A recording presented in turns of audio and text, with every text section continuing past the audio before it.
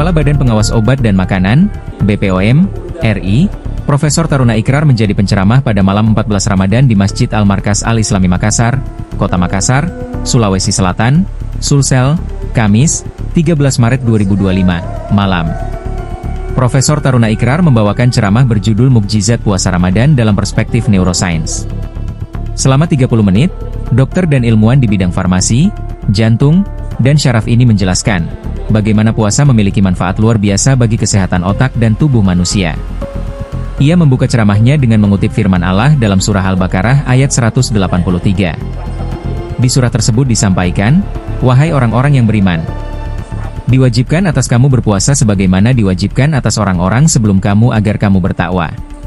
Profesor Taruna Ikrar melanjutkan, puasa di bulan Ramadan bukan hanya sekadar menahan lapar dan dahaga, tetapi sebuah latihan psikis, mental dan fisik. Dari sisi psikologis, puasa membentuk pribadi menjadi lebih baik, memperkuat disiplin, serta menjauhkan seseorang dari perbuatan yang bisa mencederai nilai ibadahnya. Kemudian dari sisi perspektif ilmu saraf, puasa disebutnya memiliki manfaat luar biasa bagi kesehatan otak. Otak sendiri memiliki struktur yang sangat terorganisasi, terdiri atas ratusan miliar sel saraf, neuron, yang berhubungan. Jumlah jejaringnya ribuan triliun sel saraf, sinaps. Secara khusus, dalam ilmu saraf dikenal istilah plastisitas otak. Plastisitas otak ini mengacu pada kapasitas sistem saraf untuk mengubah struktur dan fungsinya sebagai reaksi terhadap keragaman lingkungan.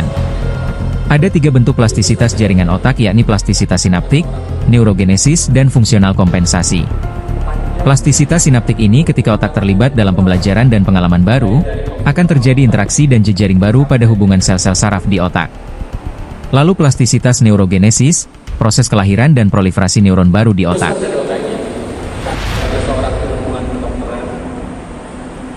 Panjangnya pembuluh darah kita itu berapa, Pak? Mulai dari pembuluh aorta sampai dengan pembuluh kapilernya. Mungkin banyak yang belum tahu, panjangnya itu 45.000 kilometer. Jarak saya dari Jakarta ke Makassar cuma sekitar 1.000 kilometer. Ini 45.000 kilometer. Kalau kita ukur, bisa pisahkan seluruh pembuluh darah kita itu panjangnya 45.000 kilometer. Keliling dunia cuma berapa? Keliling dunia cuma sekitar kurang lebih 18.000 kilometer. Jadi kalau kita kelilingi seluruh pembuluh darah kita, keliling 2,5 kali kita keliling, baru kita kelilingi seluruh pembuluh darah yang ada di dalam tubuh kita. Ini kan mujizat luar biasa tubuh kita. Nah, bagi seorang dokter, bagaimana caranya kita membersihkan terowongan yang sangat panjang seperti ini? Mustahil kan? Palingan yang dilakukan dokter ahli jantung, dipasang stent, dipasang ring, dikasih minum obat statin, obat fenobarbital, obat pengencer darah. Palingan itu yang dokter bisa lakukan. Tetapi lewat mujizatnya berpuasa, lewat proses glikolisis, glikon dan lisis itu artinya pecah-pecah. Proses glikolisis, panjang pembuluh darah yang luar biasa itu bisa bersih, Bapak Ibu, lewat berpuasa sebulan penuh. Ini mujizat pertama yang luar biasa.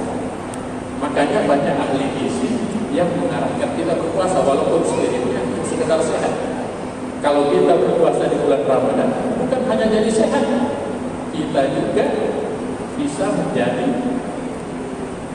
la'allakum tattaqun. Insya Allah kita semuanya, Bapak Ibu, masuk surga kalau kita jalankan puasa ini dengan maksimal. Jadi proses yang pertama yang disebut dengan glikolisis. Keunggulan kedua berpuasa, yaitu terjadi apa yang kita sebut. Jadi yang pertama, dibersihkan semua toksin-toksin kita, racun-racun kita, dibersihkan semua lemak-lemak jahat kita yang ada di dalam tubuh selama sebulan penuh. Jadi berkahnya luar biasa. Sudah dapat pahala lebih indah dari 1.000 bulan.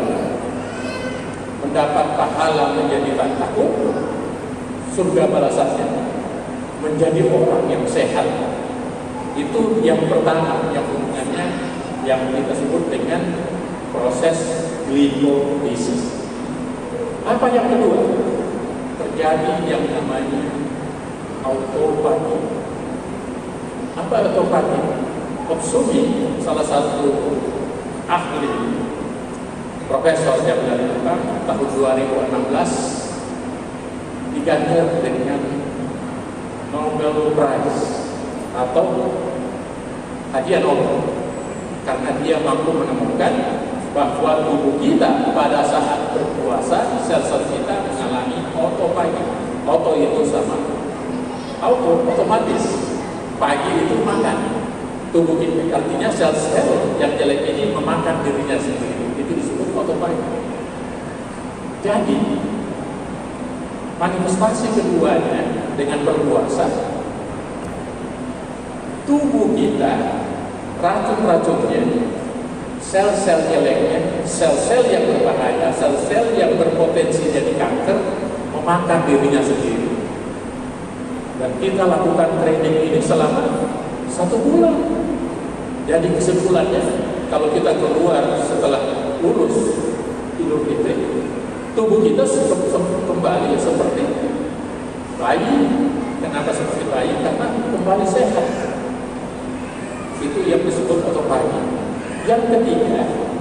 Yang ketiga manifestasi akibat puasa ini terjadi yang disebut dengan regenerasi itu sel-sel kita. Bapak Ibu, kita kasih contoh. Kalau kita tebang pohon, maka muncul pucuk-pucuknya. Iya kan? Tubuh kita setelah proses autofagi dimakan dirinya sendiri, yang tua-tua terus proses glikolisis dibersihkan racun-racunnya. Tahapan berikutnya apa yang muncul? Muncul pucuk-pucuk baru sel-sel tubuh kita.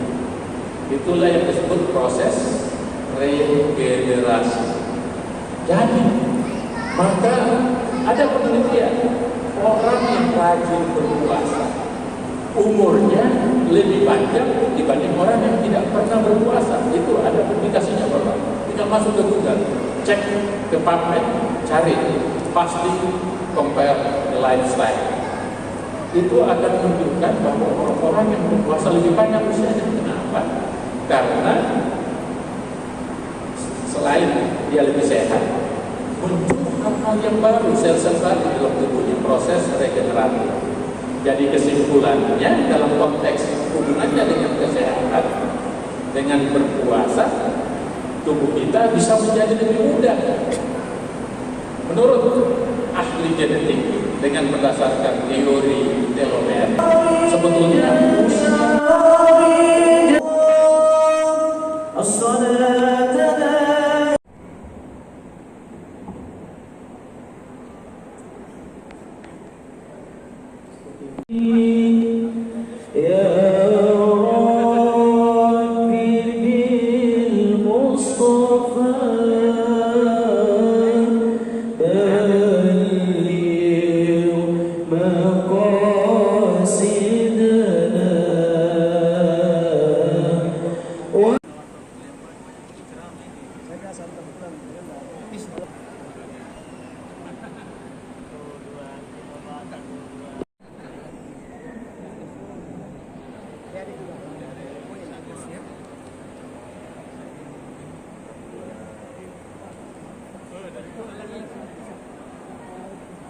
Download Tribun X sekarang, menghadirkan lokal menjadi Indonesia.